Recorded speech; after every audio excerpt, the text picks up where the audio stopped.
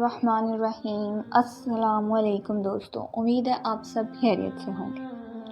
کربلا کی دوپہر کے بعد حیرت انگیز داستان سننے سے پہلے ایک لرزتے خیز اور دردناک منظر نگاہوں کے سامنے لائے۔ صبح سے دوپہر تک خاندان نبوت کے تمام چشم و چراغ عموم نثار ایک ایک کر کے شہید ہو گئے۔ سب نے دم رخصت دل کی زخم سطح پر ایک نیا داغ کا اضافہ کیا۔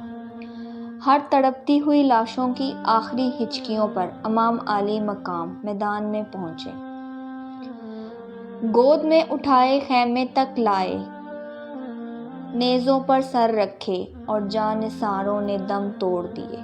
نظروں کے سامنے جن لاشوں کا انبار ہے، ان میں جگر کے ٹکڑے بھی ہیں اور آنکھوں کے تارے بھی، بھائی اور بہن کے لاڈلے بھی اور باپ کی نشانیاں بھی۔ ان بے گور کفن و جنازوں پر کون ماتم کرے، کون آنسو بہائے اور کون جلتی ہوئی آنکھوں پر تسلی کا مرہم رکھے۔ تنہائی ایک حسن اور نو جہاں کے امیدواروں کا ہجوم، ایک عجیب اور دردناک بے بسی کا عالم ہے۔ قدم قدم پر نئی قیامت کھڑی ہوتی ہے، نفس نفس میں اموو انداز کے نئے نئے پہاڑ ٹوٹ رہے ہیں۔ دوسری طرف حرم نبوت کی خواتین ہیں، رسول اللہ صلی اللہ علیہ وسلم کی بیٹیاں ہیں، سواگاروں کی مائیں اور آشف حال ہیں۔ ان میں وہ بھی ہیں جن کی گود خالی ہو چکی ہے، جن کے سینے سے اولاد کی جدائی کا زخم رس رہا ہے، جن کی گود سے شیرخواں بچے بھی چھین لیے گئے ہیں اور جن کے بھائی، بھتیجے اور بھانجوں کی بے گود کفن لاشیں سامنے پڑی ہوئی ہیں۔ روتے روتے آنکھوں کا چشمہ سوکھ گیا ہے، نیم جام میں اب تڑپنے کی سکت باقی نہیں رہ گئی۔ عورتیں ذلت کے دل کا آبا یوں دردناک ہوتی ہیں، ذرا سی ایسی بات برداشت نہیں کر سکتی۔ اس پر آج پہاڑ ٹوٹ پڑا ہے، سب کے سب جامِ شہادت نوش کر چکے ہیں۔ اب تن و تنہا ایک ابن حیدر کی ذات باقی رہ گئی ہے، جو لٹکاتے ہوئے قافلے کی آخری امید کار ہے۔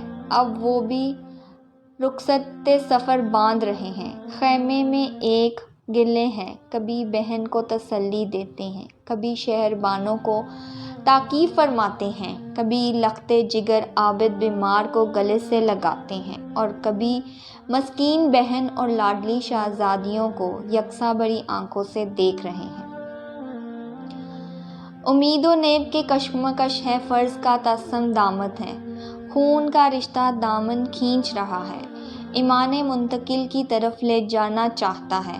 کبھی یہ خیال آتا ہے کہ ہمارے بعد اہل خیمہ کا کیا حال ہوگا، پردیس میں حرم کی یتیموں اور بیواؤں کے ساتھ دشمن کیا سلوک کریں گے۔ دوسری طرف شوق شہادت دامن گھیر رہی ہے، ملت کے تہظیم اور حرمت حق کا فرض نیزے پر چڑھ کے آوازیں دے رہا ہے۔ بالآخر اہل بیت کے خانہ کعبہ کے پرستان نانا جاں کی شریک کے محافظ حضرت امام بھی اس پر کفن باندھ کر راہ جان کے لیے تیار ہو گئے۔ اہل حرم کو تڑپتا بلکتا اور سسکتا چھوڑ کر حضرت امام خیمے سے باہر نکلے اور لشکر عدوی کے سامنے کھڑے ہوئے۔ اب زور و تار جائیں اور آنکھیں بند کر کے منظر کا جائزہ لیجیے۔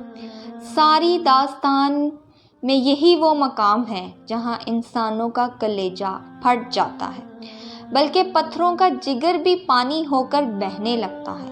3 دن کا بھوکا پیاسا مسافر اکیلا 20,000 تلواروں کے نظم میں ہے۔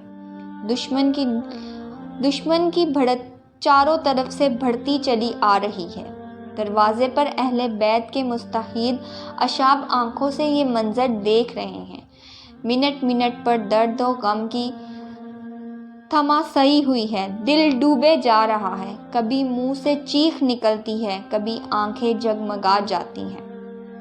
راہ راست تسلی روز کی وادی بے نیاز، پھولوں کی پھٹی پر قدم رکھنے والا، شہزادیں آج انگاروں پر لٹ رہی ہیں، جن کے اشاروں پر ڈوبتا ہوا سورج پلٹ آتا ہے۔ آج ان کے ارمانوں کا سفید نظروں کے سامنے ڈوب رہا ہے اور زبان نہیں کھلتی۔ دیکھنے والی آنکھیں اپنے امیر شوق کو، اپنے مرکزی امید کو، اپنے پیارے حسین کو حسرت بھری نگاہوں سے دیکھ رہی تھیں۔ ایک نشانے پر ہزاروں تیر چلے، تلواریں بے نیاز ہوئیں، فضاؤں میں نیزوں کی آنچ چمکی اور دیکھتے ہی دیکھتے فاطمہ کا چاند گھن میں آ گیا۔ زخموں سے چور، خون میں شرابود، سیدہ کا لاج دلارا جیسے ہی فرش پر گرا، کائنات کا سینہ ہل گیا۔ کعبہ کی دیواریں ہل گئی، چشمے فلک نے خون بوسہ لیا، خورشید شرم سے منہ ڈھانپنے لگے، گرد کے ساری فضائیں ماتم سے بھر گئیں۔ ادھر روح طیبہ اور ملائکہ رحمت العالمین کے جلوے میں جب شہادت عظمیٰ کی مقدس روح عالم واحد میں پہنچی تو ہر طرف ابن حیدر کی کرامات و یکتا کا غلبہ بلند ہو رہا تھا۔ ادھر خیمے میں ہر طرف آگ لگی ہوئی تھی، صبر و شکر کا ہجومت جل رہا تھا، یتیموں، بیواؤں اور رسواروں کی آہ فضاں سے دھمکتی، کلیجے پھٹ گئے، امیدوں کے دل دنیا لٹ گئی۔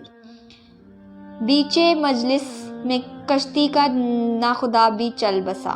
اب بنو ہاشم کے یتیم کہاں جائیں گے، کس کا منہ تکیں گے؟ کاشان نبوت کے وہ شہزادے جن کی خلفت سر میں روح علامے بھی غیر اجازت کے داخل نہ ہوئیں، نسیم و صبر بھی جن کے آغوش سے قریب پہنچ کر ادب کے سانجے میں ڈھل جائے۔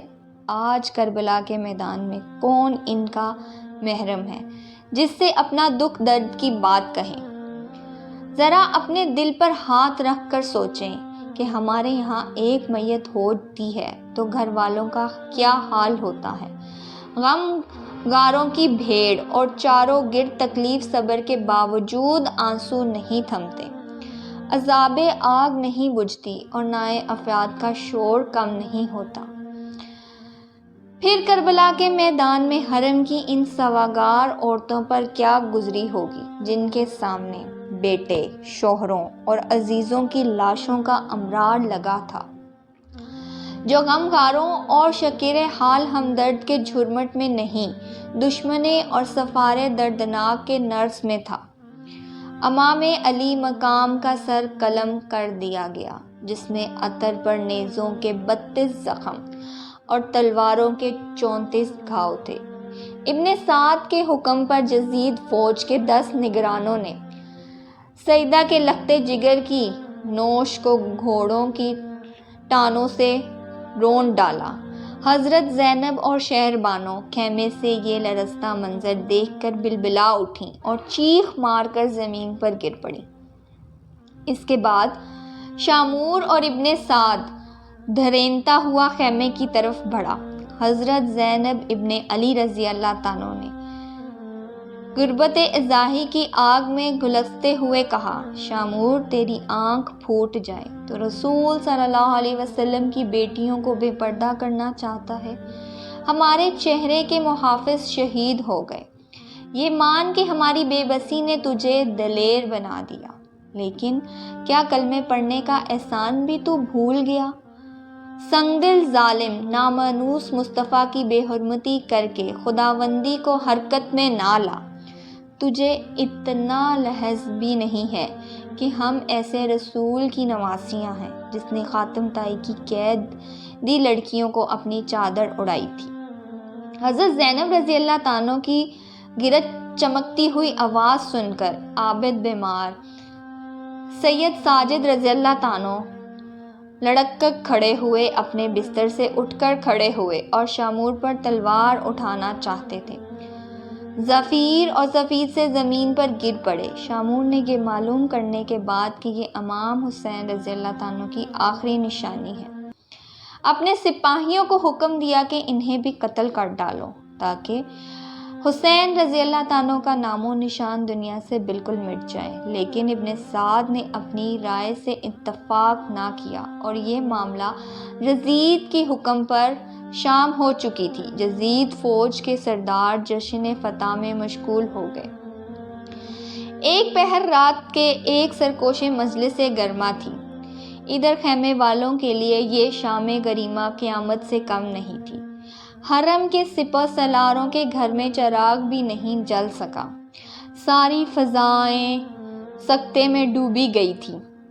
مقتول میں امام عالی مقام کا جسم عطر بے گور و کفن رکھا تھا۔ خیمے کے قریب گلستہ ہزار کے پامال پھولوں پر دردناک حسرت برس رہی تھی۔ رات کی بھیکی اور وحشت نیز تاریکی میں اہل خیمہ چونک چونک پڑتا تھا۔ زندگی کی یہ پہلی سوگات اداسی رات حضرت زینب اور شہربانوں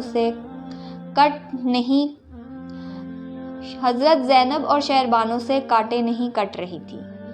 رات بھر خیمے سے سسکنے کی آوازیں آتی رہیں، دھڑکنے کی آوازیں آتی رہیں اور روحوں کے قافلے اترتے رہے۔